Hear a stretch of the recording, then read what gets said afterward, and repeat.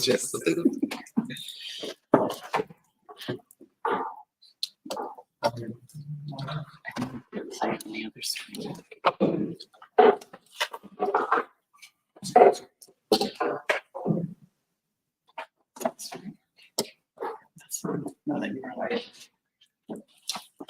Hello, everybody. My name is Marvin.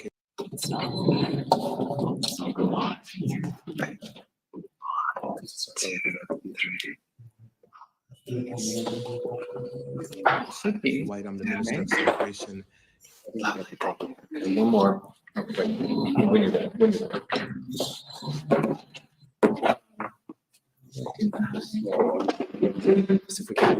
See if we can get Bonnie Violet in this. Okay.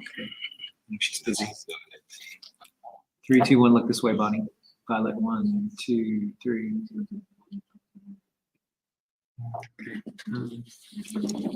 Can I go this one? Here we go.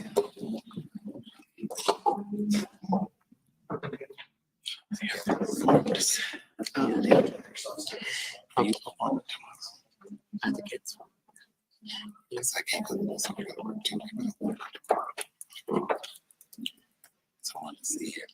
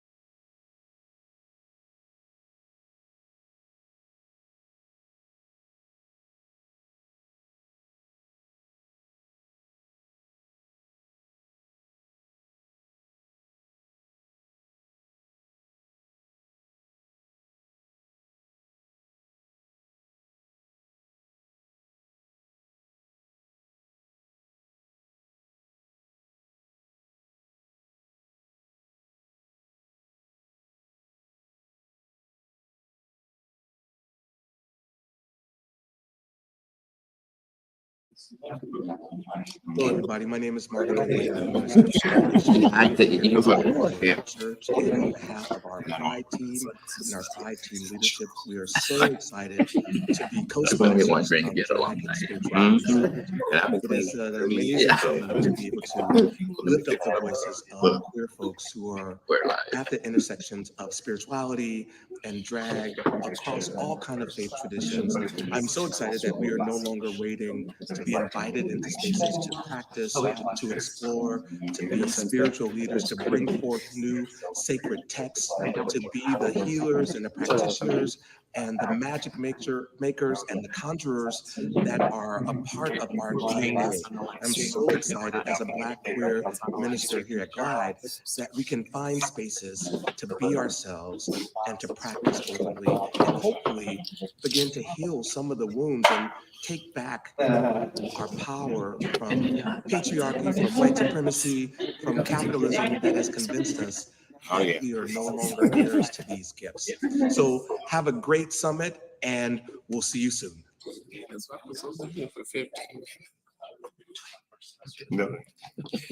It's the whole story.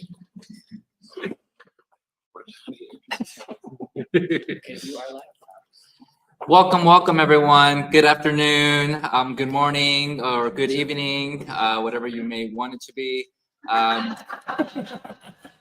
My name is Linda Summers, and I am here to share this wonderful afternoon with you.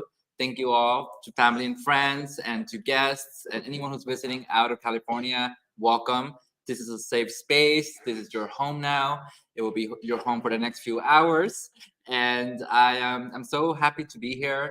Right next to me is Stacy Pearson. She is with Glide. Yes, give it up to Stacy Pearson, everyone. It's all me. Hi, everybody. How are you? I'm tired. No, I worked last night, but my sister Bonnie needed me here, and that's what it's about. It's always about supporting your sisters. And she know I'll do anything for her. I remember when she came to the Pride team, which I am a coach here at Glide Memorial Church, been there for a while. Me and Edward, we're both here in support of you, Miss Bonnie. I love you.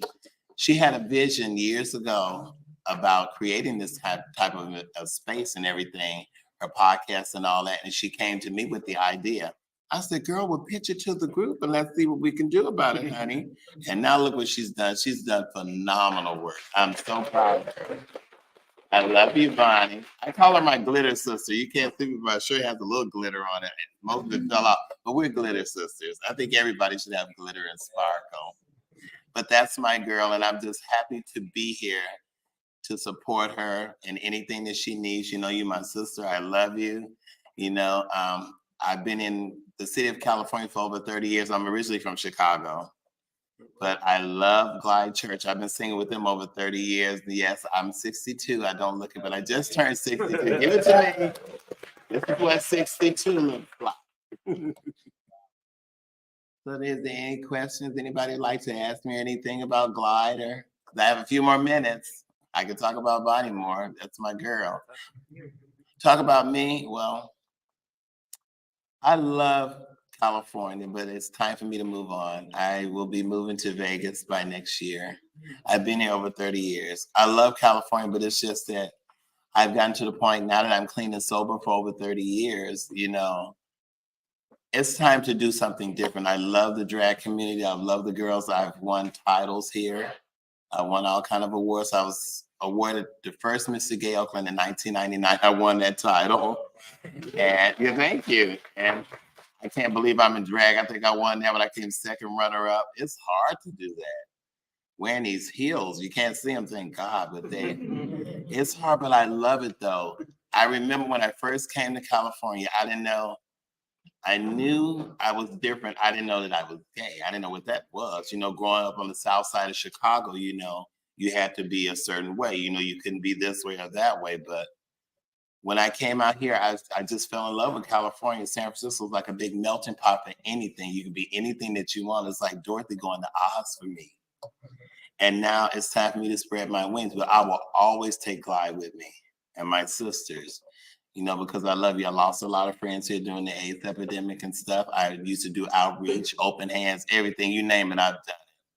Because that's what this city taught me, to be there for everybody, support. It doesn't matter what color you are.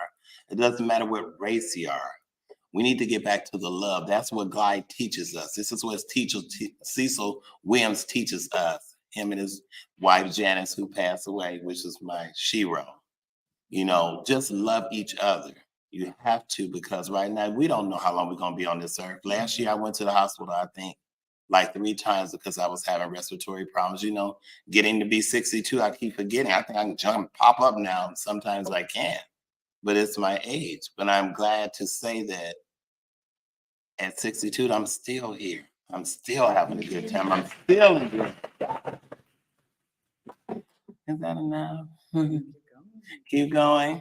I would love for somebody to ask me some kind of question, please. Oh my goodness. I remember when I first came, well, I've always been a dancer since a little boy. I mean, mama, we would have like house parties and boy, get out there and dance. And I did do Michael Jackson and everything. Yes, it was traditional. And I remember in Oakland is where my career actually started. There was a lady, her name was Yari, the most beautiful drag queen I've ever seen, just beautiful. And she had a show. And I could get in there, but I started off helping people getting dressed. I helped them get dressed in the back, all the queens and all the everybody, the girls, everybody. And then one day they needed a boy to perform. And from that moment on, Babyface, Michael Jackson, Tevin Campbell, you name it, I did all of them. I became famous out there. I still have a fan base to this day. I can't go nowhere without somebody knowing me. Thank God I don't get in trouble. If I do, I get caught. They go, oh, there's Stacy. But that was one of the things that where it started off for me in Oakland. And then I got to do the movie Pursuit of Happiness with Will Smith. I was in that movie. I got to meet Robin Williams. I knew him personally. I was in the movie What Dreams May Come with him. And I actually knew him personally. You know, going to Glide, I met a lot of people. Shirley MacLaine girls. Shirley MacLaine, really? I mean, it's just, be careful what you ask for, because I remember when I was growing up, I knew I was different, but I just didn't know. My brothers never did anything with me, so I didn't know anything masculine. I stayed at home with the girls. So I did everything girls did. So when people ask me, did you grow up gay? Yeah, because I didn't know. I just knew that's what made me happy. And then I met MC Hammer. I was in 2 of his videos. I was in Pumps and the Bumps and another one. So California has opened up a lot of gates for me and gave me the knowledge to be strong and be a powerful person. Yes, there were some down times. There were some bad times where the drugs and everything came in. But my mom always told me, if you keep God first, some kind of spiritual power, higher power, whatever it is, Buddha, everything, whoever it is, something greater than yourself, you can make it. Because I knew I should have been dead. But hey, God had another plan for me, so you still get me. That's it. That's it. So, Thank you. so Oh, there's a- yeah. So as a queer person, what has it meant? Many queer people aren't welcome in churches. What has it meant to you to be a part of a church that not only just says, "Oh, you're welcome who you are," but celebrates queer people? What has that meant for you all to be there for that? Oh, the church that lets you celebrate who you are and Glide. Oh, wow. All I can say is I remember the first time I went to Glide, it was a bad experience because I was in a relationship where I was getting beaten. And I don't know, a friend of mine told me that I need to go to Glide, like a lot of our stories are. And I went there and I heard Cecil speaking, and something in his spirit just spoke to me. And I just had to be there. And I remember I was in the choir. And the director, he wasn't really bashing gay people, but he was saying things to the tenor section, which is the section I was in. And I got very upset at him. So I went to Cecil and I was crying. He said, "What's wrong?" I said, "Well, I just don't think that they're treating us right, the gay boys." You know, because mostly everybody in the tenor section was quote unquote gay. Gay boys, you know, we sound loud than everybody, you know how we do. And he told me this, and I will never forget this. He said, "You can only be you." He said, "That's you. If you want to wear makeup, if you want to do, that's you. You don't change who you are. You be who you are, because that's who you are meant to be. And that's what you do. And to this day, you can't tell me nothing, honey." Your question? Thank you, Bonnie. Thank you so much. I love you guys. You're great.